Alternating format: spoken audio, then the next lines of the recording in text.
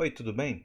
Eu sou o professor Ronaldo e eu vou ministrar para vocês a disciplina de protocolos de aplicação e também a disciplina de fundamentos de redes de computadores. Os dias previstos para a postagem de material da disciplina são segunda e quinta-feira, sempre a partir das 8 horas.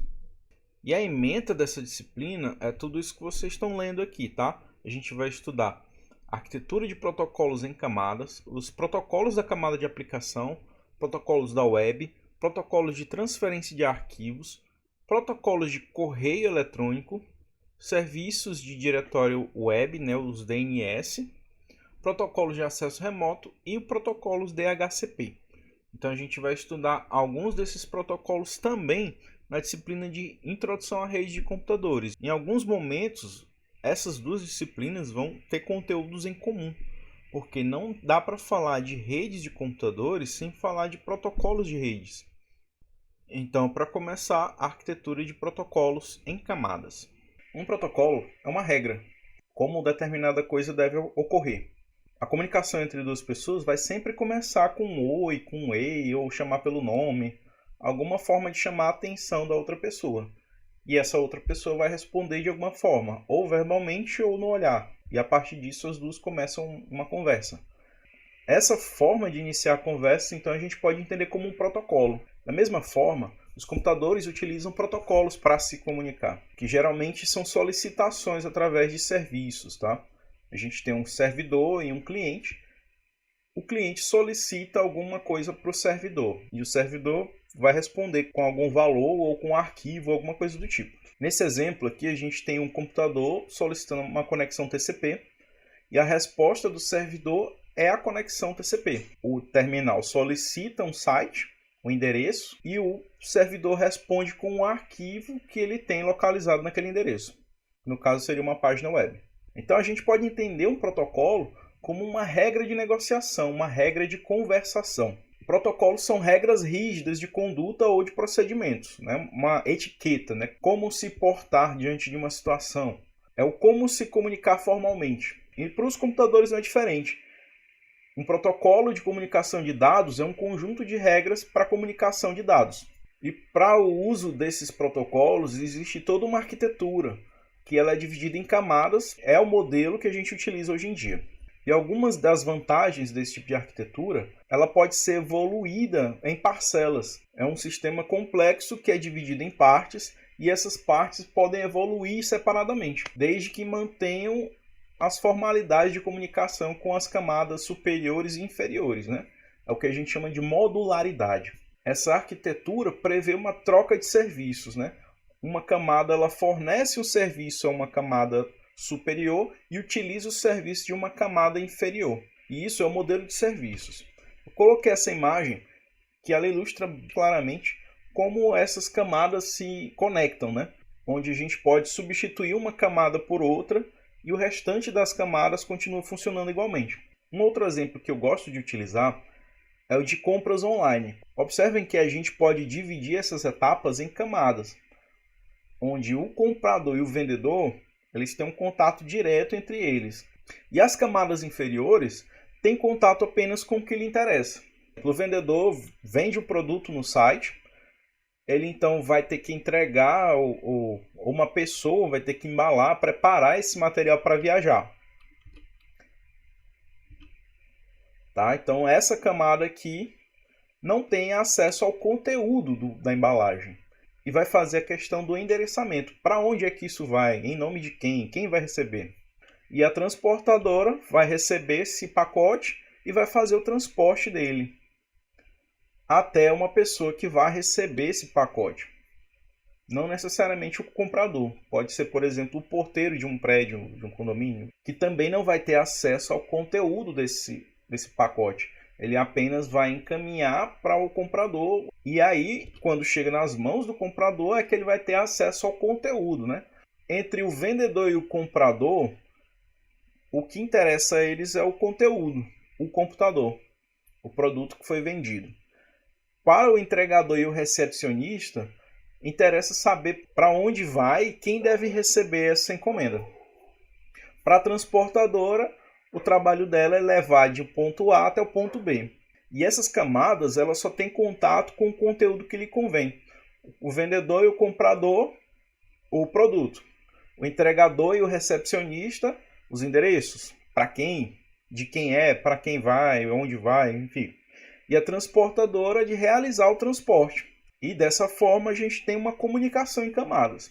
Esse exemplo, então, é legal para a gente entender como funciona a comunicação em camadas, numa arquitetura em camadas, numa comunicação de dados. Lá em 1983, a ISO, que é a Organização Internacional de Padronização, ela criou o modelo OSI, né? Foi resultado de estudos com vários grupos, com engenheiros, com marcas, com grandes empresas, né?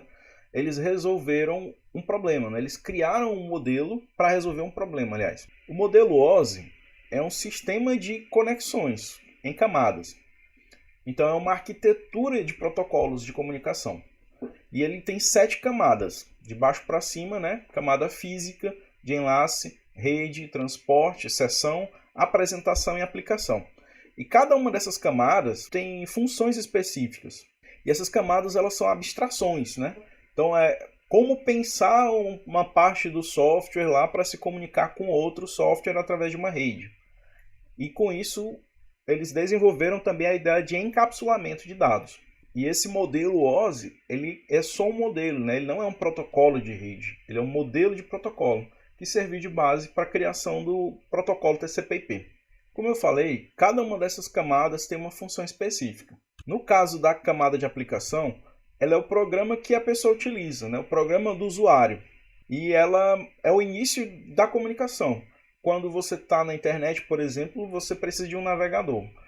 No momento que você abre uma página, ou digita lá uma página, o endereço de uma página, você está iniciando uma comunicação com um servidor. E tudo que é gerado aqui a gente vai chamar de mensagem. Essa camada, como é a camada de aplicação, a gente tem tipos diferentes de aplicações. Como exemplo aí, a gente tem navegadores de internet, a gente tem clientes BitTorrent, os mensageiros instantâneos, videochamada, upload, download, vídeo streaming. Então a gente tem vários tipos de aplicações diferentes nessa camada. A camada de apresentação, ela tem o papel de converter o conteúdo da mensagem para uma forma que seja compreensível para outro computador. Aí eu coloquei esse exemplozinho aí, ó, do navegador. Fiz uma pesquisa no Google e ele converteu, né, o próprio navegador para aquela URL que está ali marcada em amarelo, né? Ele acrescentou ali /search, interrogação, que igual camada mais de apresentação e tal. Então isso é o papel da camada de aplicação, fazer uma conversão para um tipo de comunicação. A camada de sessão serve para estabelecer conexões, né, para iniciar sessões. Por exemplo, quando você faz o login numa página web, você está iniciando uma sessão. Quando você faz o login no Facebook, você está iniciando uma sessão com o servidor do Facebook. A forma como ele funciona vai variar dependendo da aplicação. A próxima camada, a camada de transporte, ela tem um papel de organizar como os dados vão ser transportados. É onde acontece a fragmentação do conteúdo. Ela recebe a mensagem da camada superior, fragmenta essa mensagem em várias partes menores, que vai depender do tamanho do conteúdo que ele está recebendo. E esses fragmentos são chamados de segmento. Aí, dependendo do tipo de serviço que você vai utilizar, se ele precisa estabelecer uma conexão ou não, você vai utilizar um protocolo A ou B dessa camada.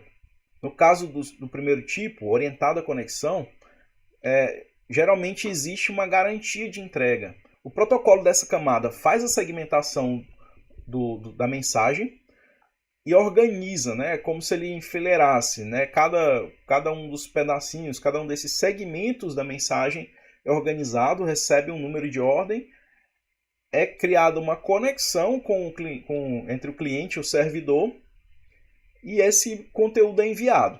Já no serviço não orientado à conexão, o protocolo dessa camada ele faz de tudo para entregar, sem garantia de entrega, sem garantia de ordem, mas entrega. No caso de um download, por exemplo, é interessante utilizar a garantia de entrega. Por quê? Quando a gente faz um download, a gente precisa do arquivo íntegro, sem nenhum bit faltando ou sem nenhum bit trocado. Já para assistir um vídeo na internet, por exemplo, você não precisa de garantia de entrega, porque se tiver uma oscilaçãozinha lá na conexão, o máximo que vai acontecer é uma engasgadinha no vídeo ali, mas passa. Tá? Então, depende do tipo de aplicação. Já a camada de rede, como o nome dela sugere, ela monta a rede, né? Ela faz uma conexão entre pontos, utilizando de endereços. Ganhando esses endereços, os segmentos lá da camada de transporte agora vão ser chamados de pacotes ou de datagramas. E é aqui então que eles ganham um caminho, né? Uma rota. Por quê? Eles vão ter o endereço de origem e vão ter o endereço de destino, para esses pacotes saírem do transmissor até o receptor. Já na camada de enlace, esses pacotes são transformados em quadros. É responsabilidade dessa camada estabelecer a conexão física, né? Ligar um computador a um dispositivo, um computador a outro computador, dentro de uma rede local. Então ela vai analisar os endereços lógicos que tem no datagrama, associar um endereço físico de um dispositivo e encaminhar para aquele dispositivo. Além do endereço físico, é adicionado também um checksum, que é uma soma, geralmente a soma de todos os bits de um pacote ou de um quadro, para confirmar com o dispositivo receptor se ele recebeu aquele número de bits. Então o dispositivo receptor nessa camada aqui vai somar os bits recebidos e verificar se bate com o valor que está lá no cabeçalho recebido. Se bater, porque recebeu a informação certa. Se não bater, ele solicita o reenvio.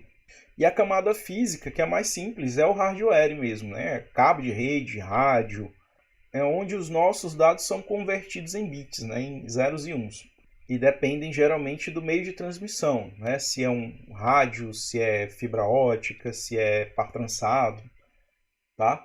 Nessa camada a gente tem esse nível aí, físico.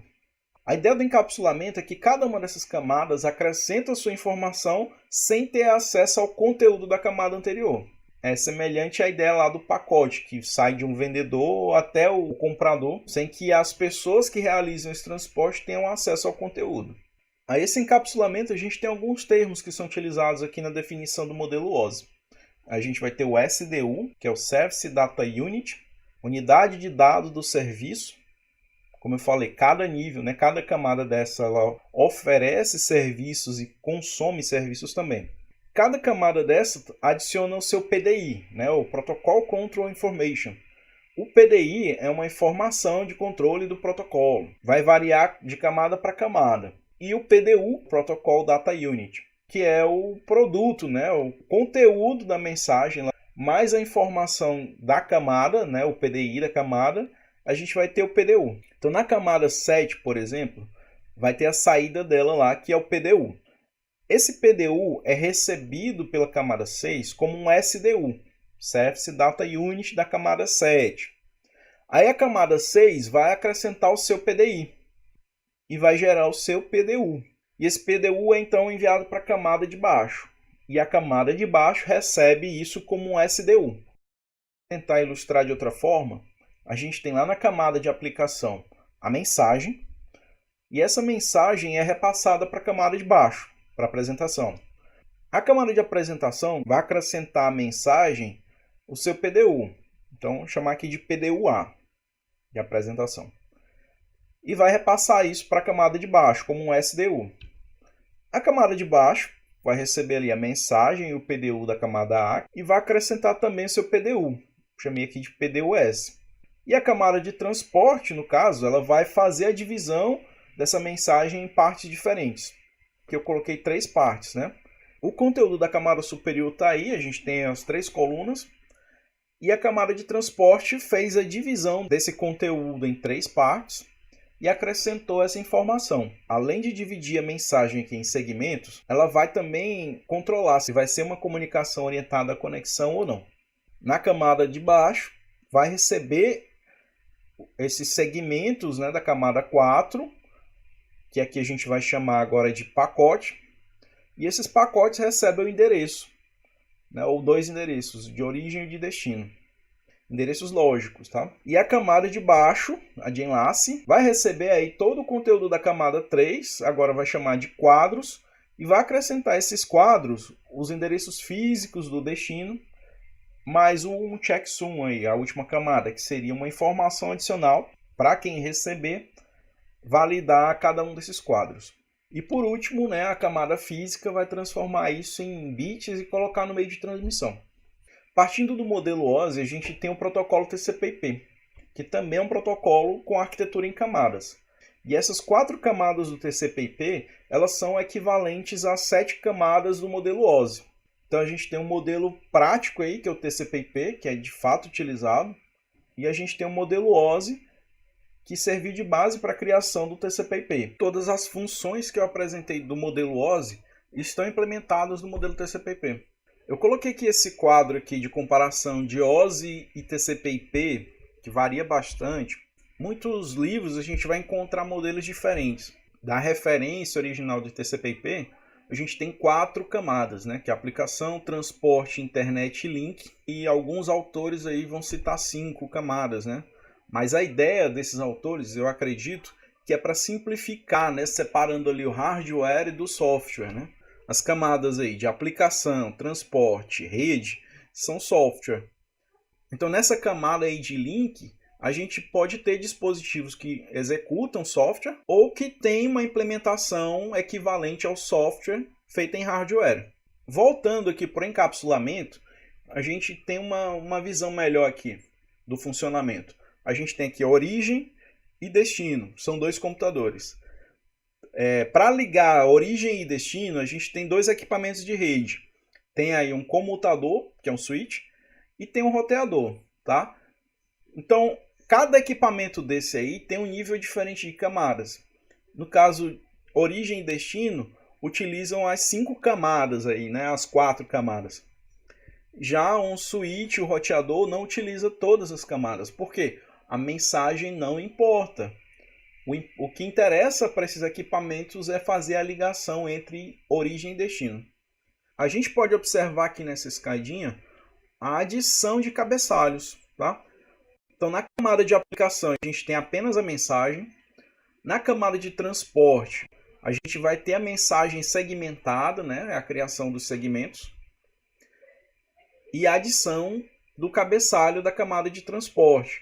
Na camada de rede, a gente tem a criação dos datagramas, né? Cada um desses segmentos da camada de transporte agora é transformado aqui em datagrama. Por quê? Porque ele recebe endereços. Esses datagramas recebem a adição aí de outro cabeçalho. E para a camada de baixo, na camada de enlace, esses datagramas agora vão ser quadros, porque receberam endereço físico de destino. A cada nível desse aqui, a cada camada do protocolo, é acrescentado informações, não diretamente na mensagem. A mensagem ela foi encapsulada lá no primeiro nível. Aí sai do computador ali pelo meio físico, os quadros, né, em formas de bits, entra ali no switch, vai para o enlace, porque o switch tem que saber qual porta ele vai direcionar a saída desses quadros. Esses quadros são enviados então para uma porta. Chega lá no roteador, ele vai lá no nível de rede, porque o roteador tem que saber para onde a mensagem vai e para onde ele vai encaminhar. A escolha da rota.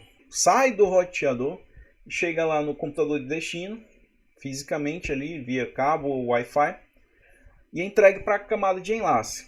Camada de enlace entrega para a camada de rede. Camada de rede verifica se é realmente o computador que deve receber, tá? A camada de transporte vai reorganizar ali os segmentos, né, os pacotes, e entregar para a aplicação a mensagem inteira. Então é feito o processo inverso que é feito lá na origem da mensagem. E a gente vai dar um foco especial para a camada 4 do TCP/IP. Por quê? Os cursos técnicos informática ofertados pelo IFP são cursos de programação. Geralmente o programador lida com problemas ou com programas na camada de aplicação, apenas utilizando os protocolos da camada 3, no caso TCP ou UDP. Então aqui a gente tem alguns exemplos dos protocolos utilizados na camada 4, 3, 2 e 1 do modelo TCP/IP. Na camada 4, nas aplicações, os programas que a gente utiliza no dia a dia, eles vão utilizar algum desses protocolos aí. Por exemplo, quando você utiliza um navegador web, você está utilizando HTTP ou HTTPS. O programador, quando vai subir um site para o servidor, vai usar um FTP. Quando a gente utiliza um cliente de e-mail, a gente vai usar o POP3. Para baixar um filmezinho para assistir, provavelmente o BitTorrent. Na camada de transporte, a gente vai ter dois protocolos principais, que é o TCP e o UDP. Como eu citei lá na camada 4 do modelo OSI, a gente vai ter um serviço orientado à conexão ou não. No caso, o TCP orientado à conexão e o UDP é não orientado à conexão. Com o TCP a gente tem garantia de entrega e conexão. Aí tem alguns protocolos aí que rodam por baixo aí, protocolo de tunelamento, entre outras coisas. E no caso do UDP não. O UDP é mais utilizado para aplicações que não dependem de uma conexão estável e também não necessitam de garantia de entrega. Por exemplo, consumir música, consumir vídeo pela internet. E a gente tem na camada 1 aí o IPv6 e o IPv4. São os mais utilizados nas redes locais e na internet. Todo site tem um endereço IP, seja IPv6 ou IPv4, mas tem lá o endereço IP. Todo computador numa rede doméstica vai ter um endereço IPv4 e assim por diante. E na camada 1, né, a camada de link ou enlace ou camada física, né, os nomes vão variar. A gente vai ter os padrões de conexões de rede. Esses padrões, por exemplo, quando é rede cabeada, se for patrançado, a gente vai ter o padrão Ethernet, Fast Ethernet, Gigabit Ethernet. A gente tem o FTTX, que é o padrão para fibra ótica. Wi-Fi, Bluetooth, utilizam ondas de rádio. Aí a gente tem versões diferentes de Wi-Fi, né? Que são padrões diferentes. Por exemplo, BG e N utilizam 2.4 GHz, né, nas suas ondas de transmissão, enquanto o padrão AC utiliza 5 GHz.